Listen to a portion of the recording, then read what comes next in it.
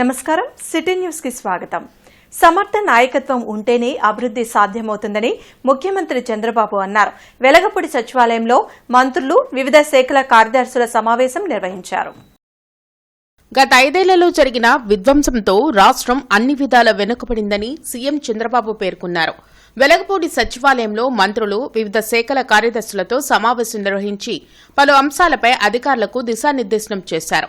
కూటమి ప్రభుత్వం అధికారంలోకి వచ్చాక ఒక్క సమస్యను అధిగమిస్తూ ముందుకెళ్తున్నట్లు తెలిపారు. ఫైళ్ల పరిశీలనలో వేగం పెంచి వచ్చిన సమస్యలపై త్వరగా నిర్ణయం తీసుకోవాలని సూచించారు. స్వర్ణాంధ్ర 2047 లక్ష్యాలను నిర్దేశించుకున్నామని, వాటిని సాధించేందుకు అధికారులు సమిష్టిగా కృషి చేయాల్సిన అవసరం ఉందని చంద్రబాబు తెలిపారు. ఒకప్పుడు పీపీపీ మోడల్ ఉన్నాం, ఇప్పుడు వైబిలిటీ గ్యాప్ ఫండింగ్ ఇస్తున్నారు, ఎఫ్పిఓ వచ్చింది, ఎంఎస్ఎంఈలకు డెఫినేషన్ మార్చారు. ఇవన్నీ కూడా వచ్చినప్పుడు అవన్నీ కూడా ఏ విధంగా ఎవ్రీ డిపార్ట్మెంట్ ఏ విధంగా ఉపయోగించాలనో మనం ఉపయోగించే పరిస్థితి రావాల్సిన అవసరం ఉంది. గవర్నమెంట్ ఆఫ్ ఇండియాలో కూడా ఫస్ట్ మూవర్ అడ్వాంటేజ్ మనం తీసుకోవాలి. వాళ్ళ బడ్జెట్ మొత్తం మనం స్టడీ చేయాలి.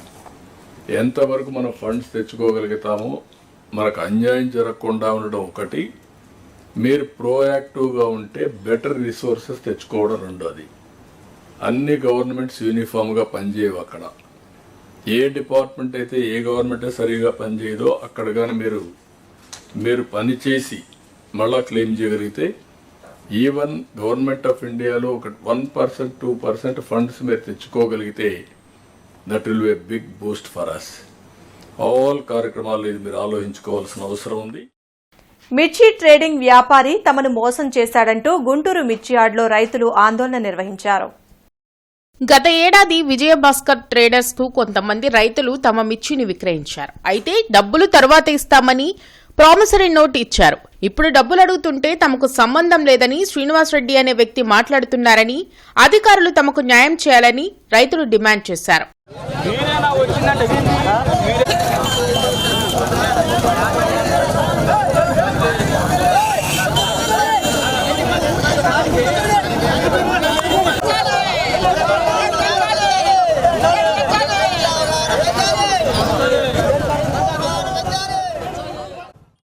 ఈ నెల 27న జరిగే ఎమ్మెల్సీ ఎన్నికల్లో ఆలపాటి రాజేంద్ర ప్రసాద్ గెలుపుపై డిప్యూటీ మేయర్ సజీలా సమావేశం నిర్వహించారు.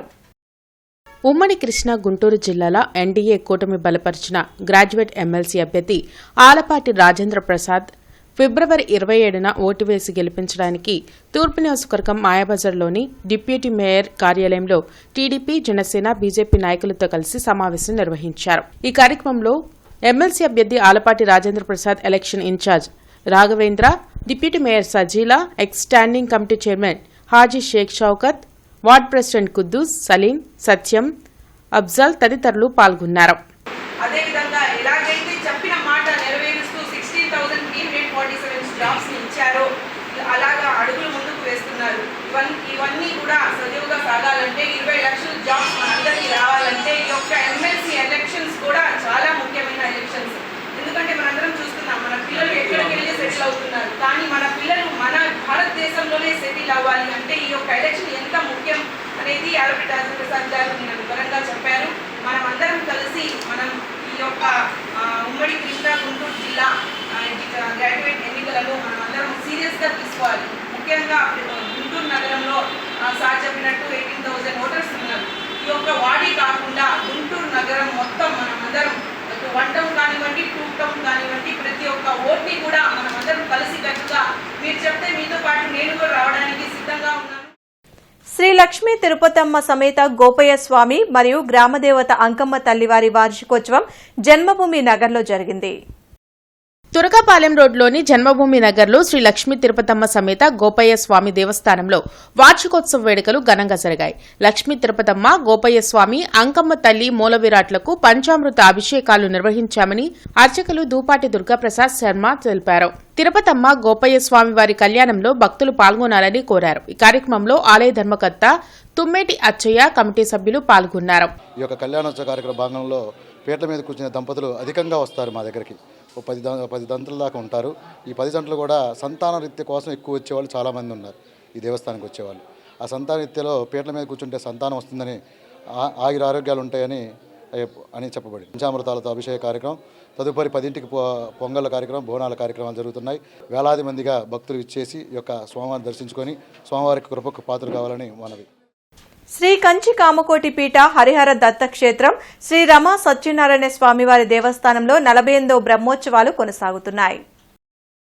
పట్టాభిపురంలోని రమా సత్యనారాయణ స్వామి దేవస్థానంలో వార్షిక బ్రహ్మోత్సవాలు వైభవంగా కొనసాగుతున్నాయి. ఇందులో భాగంగా రాజ్యలక్ష్మి అమ్మవారికి పంచామృత అభిషేకాలు, విశేష కుంకుమ పూజలు నిర్వహించామని ఆలయ అర్చకులు కృష్ణప్రసాద్ తెలిపారు.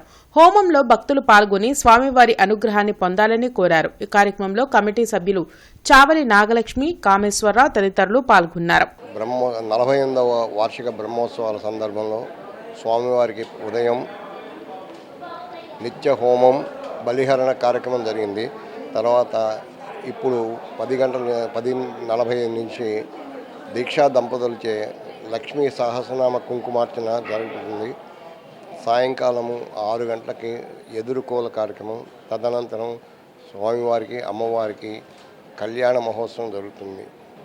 దీనికి భక్తులందరూ గుంటూరు పట్టణం స్థానిక పట్టాపురం నందు వేంచేసి ఉన్న శ్రీ కంచి కామకోటిపీఠ హరిహర దత్తక్షేత్రమునందలి రమాసహిత సత్యనారాయణ స్వామివారి దివ్య సన్నిధి యందు వార్షిక బ్రహ్మోత్సవ కార్యక్రమాలు గత రాత్రి నుంచి ప్రారంభమై నిన్న యజమాన పుణ్య దంపతుల నేతృత్వంలో అంకురార్పణ, ధ్వజారోహణ కార్యక్రమాలతో ఈ యొక్క బ్రహ్మోత్సవాలు ప్రారంభమై రెండో రోజు ఉదయం ఈరోజు కొనసాగింపులో భాగంగా రాజ్యలక్ష్మి అమ్మవారి యొక్క కృపాకటాక్షాలు కాంక్షిస్తూ ఇప్పుడు రాజ్యలక్ష్మి అమ్మవారికి పంచామృత స్థాపన, విశేష హోమ కార్యక్రమాలు యజమాన పుణ్య దంపతుల నేతృత్వంలో నిర్వహణ చేస్తున్నాయి.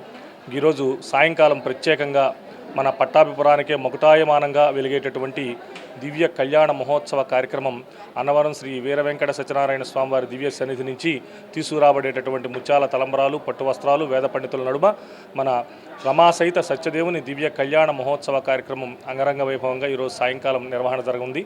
ఇక రేపు అరండల్పేటలోని శ్రీ గంగా మీనాక్షి సోమసుందర స్వామివారి దేవాలయంలో 124వ వార్షిక బ్రహ్మోత్సవాలు ఘనంగా ముగిశాయి. ఫిబ్రవరి 7వ తేదీ నుంచి జరుగుతున్న 124వ వార్షిక బ్రహ్మోత్సవాలు అన్న సంతర్పణతో ముగిశాయని ఆలయ అర్చకులు కందుర్తి సుబ్రహ్మణ్య శర్మ తెలిపారు. ఈ బ్రహ్మోత్సవాల్లో భక్తులు విశేషంగా పాల్గొని తీర్థ ప్రసాదాలు స్వీకరించారని అన్నారు. ఈ కార్యక్రమంలో ధర్మకర్త ఏకే ప్రసాద్, భాస్కర్ శర్మ, శ్రీనివాస్ శర్మ, మధు శర్మ తదితరులు పాల్గొన్నారు.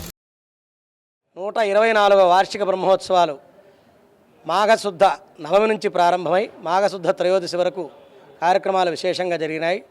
7వ తారీఖు గణపతి పూజా పుణ్యవాచన మండపారాధనతో ప్రారంభమై 8 గణపతి హోమం, 9 చండీ హోమం, 10వ తారీఖు రుద్రహోమంతో స్వామివారి కార్యక్రమాలు విశేషంగా జరిగినాయి.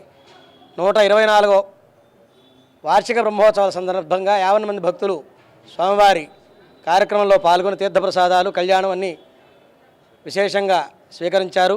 ఈ రోజున చివరిగా అన్న సమారాధన కార్యక్రమం జరుగుతోంది. ఉదయం 11 గంటలకి నందివాహన కార్యక్రమంతో స్వామివారి కార్యక్రమాలు పూర్తయినాయి. ఈ సందర్భంగా 12 గంటల నుంచి అన్న సమారాధన కార్యక్రమం విశేషంగా జరుగుతోంది. అనుమతించిన ప్లాన్ కి భిన్నంగా లేదా అనధికారికంగా 2018 ఆగస్టు 31వ తేదీలోపు నిర్మాణం చేసి క్రమబద్దీకరణకు దరఖాస్తు చేసి పరిష్కారం చేసుకుని అర్జీదారులు తమ అర్జీల పరిష్కారంకు ఏడాది మార్చి 31 వరకు రాష్ట్ర ప్రభుత్వం గడువు పెంచిందని, సదరు అవకాశాన్ని సద్వినియోగం చేసుకోవాలని కమిషనర్ పులి శ్రీనివాసులు తెలిపారు. ఈ వార్తలు ఇంతటితో సమాప్తం. నమస్కారం.